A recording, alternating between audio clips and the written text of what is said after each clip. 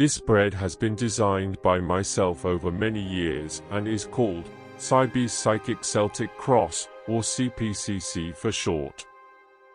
With focus area. This can be quite a complex spread, but it is fundamentally designed to give answers as well as be able to see the bigger picture. Not only do we have past, present and future placements by some of the cards, but we also have near and distant future possibilities too. Now the future cards may not necessarily become reality by manifesting themselves, but at least the reader is able to see the possibilities and thoughts the client may have in the long term. As I have said in the introduction, this can be quite a complex spread, but it is fundamentally designed to give answers as well as be able to see the bigger picture. Not only do we have past, present and future placements by some of the cards, but we also have near and distant future possibilities too.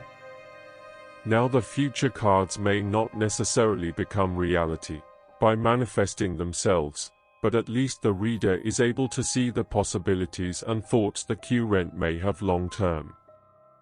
This spread has been designed by myself over many years and is called Cybee Psychic Celtic Cross, or CPCC for short. With focus area. I have not mentioned the focus area as yet, because I want you to get used to the basics of this spread first.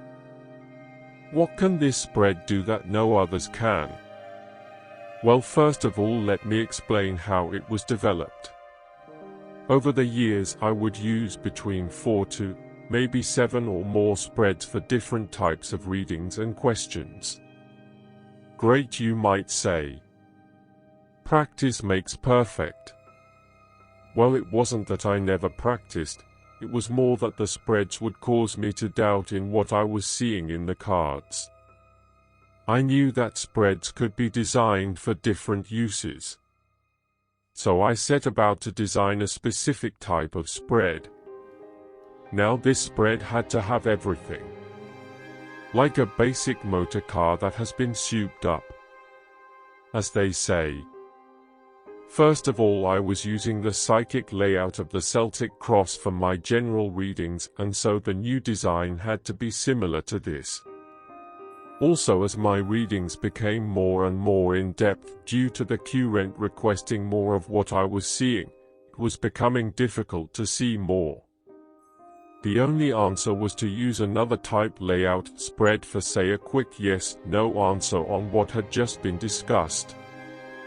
Mainly to prove to the obviously more skeptic of my clients that what I had already said was true.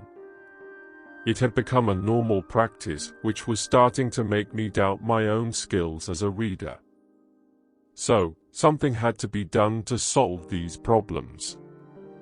I needed a system that would allow me to focus deeper around certain cards within the spread, and that is how the focus area came into being. Looking at the layout, you will notice that instead of only one column to the right of the cross, there are now 3.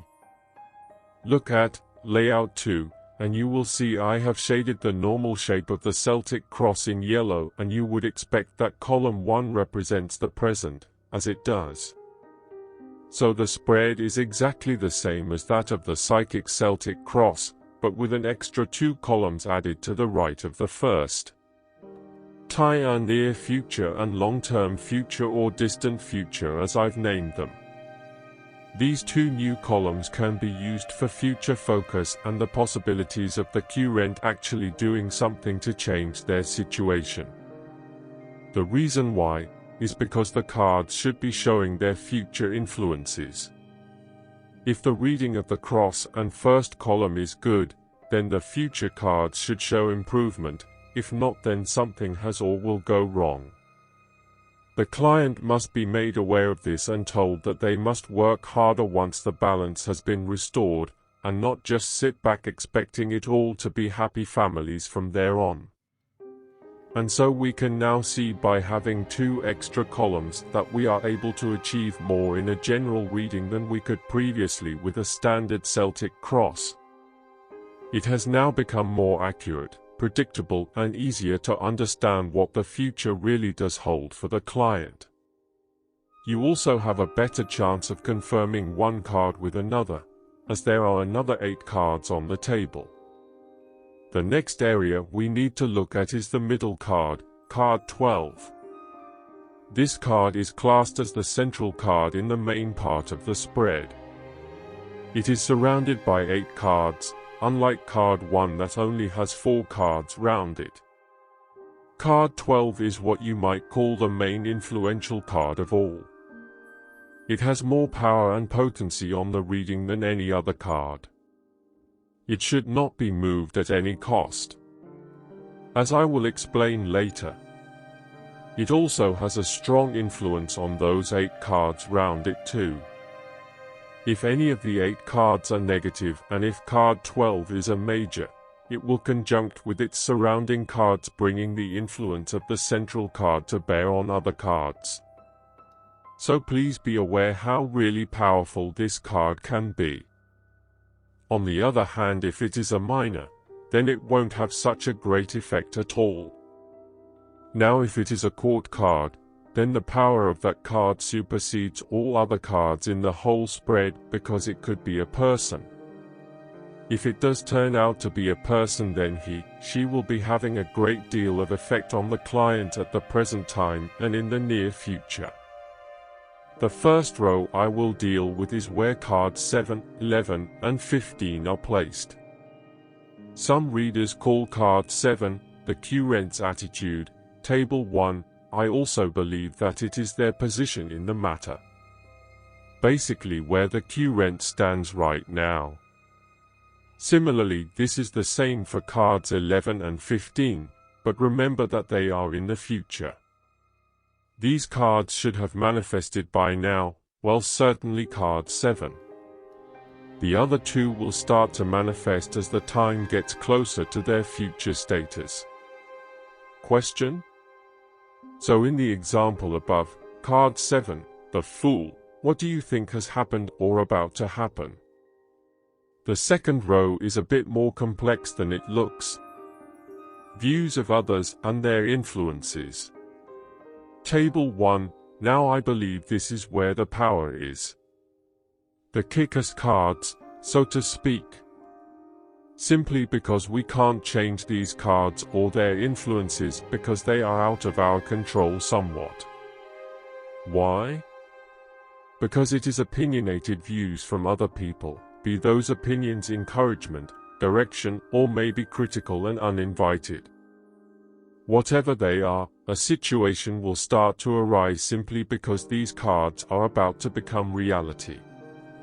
They may have already manifested or about to manifest. That's the crux of the matter at this point. So with that in our mind's eye, we can at least see what is happening at this moment in time or is about to happen very soon. Now take a look at the 3 cards, starting with card 8 above. Layout 5. Question? In the example above, look along the cards and what do you see? A hopeless situation. Things will get worse before they improve. Someone will help with the situation or interfere and cause disruption. There is light at the end of the tunnel, though the journey is hard will improve. A bright and fulfilling future lies ahead along with some strong movement indicating that further work on the issue is needed. The third row now becomes quite interesting. Thoughts and the way the Querent is thinking.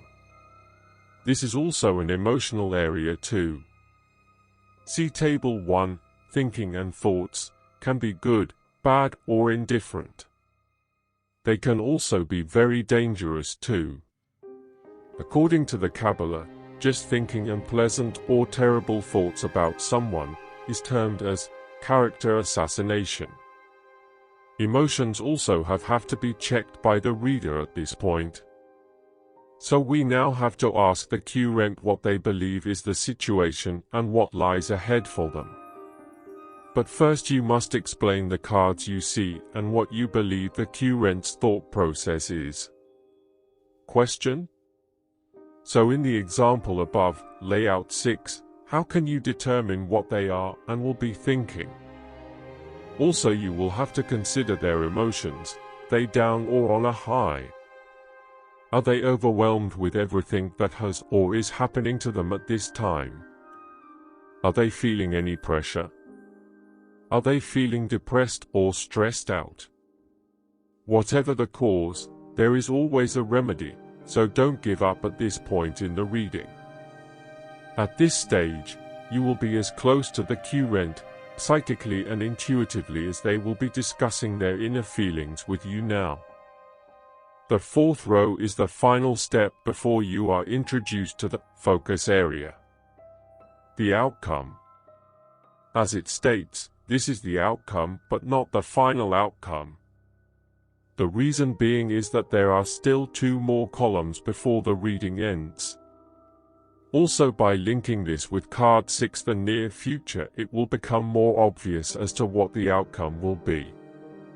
You can do this with all 3 cards, 10, 14, and 18, in turn. Because you have 3 columns and not 1 in this spread, once you have finished interpreting card 10, you must go back down to card 11 and start to read that column. See layout 8 on the next slide. Because you have 3 columns and not 1 in this spread, once you have finished interpreting card 10, you must go back down to card 11 and start to read that column and finish with column 3. So just to point out here, the final outcome is the present for column 1, the near future is column 2, and the distant future is column 3. Card 18 really does mean the final outcome and the end of the reading. The focus area, as I call it, gives the reader a more in-depth understanding of certain cards, by taking 1 card from the spread and focusing around it. The reader is limited to which cards can be focused on. After many tests on the use of the focus area, I finally came to the conclusion that the only cards that can be focused on, without getting too confused or disruption of the flow of the reading, are in Table 2, on the left. 1. From the spread, we select the card that needs to be looked at in depth, for whatever reason. I ask the client, do you want me to clarify this area? If the client agrees, I will then select the card and place it, out of the spread and to the right-hand side.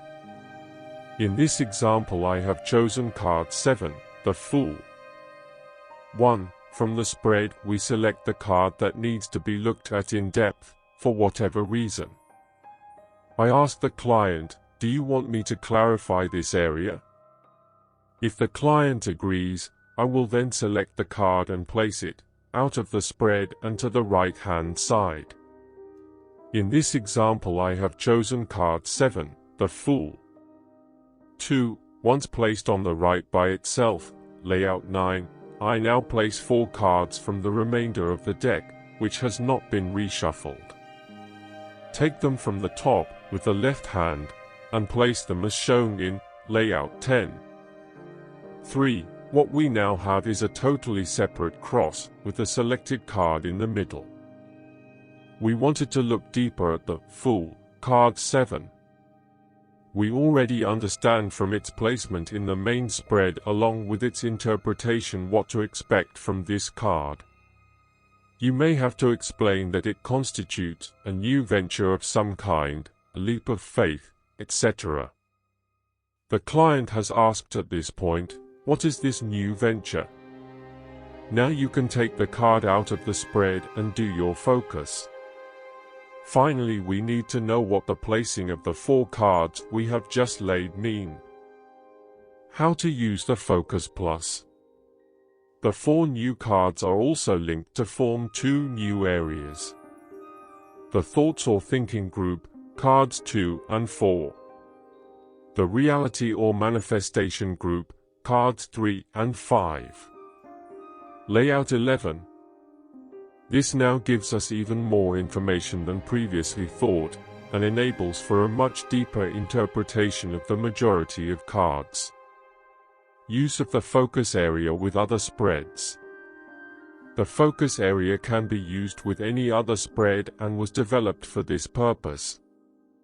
I see no reason why it can't be used within other spreads in varying degrees.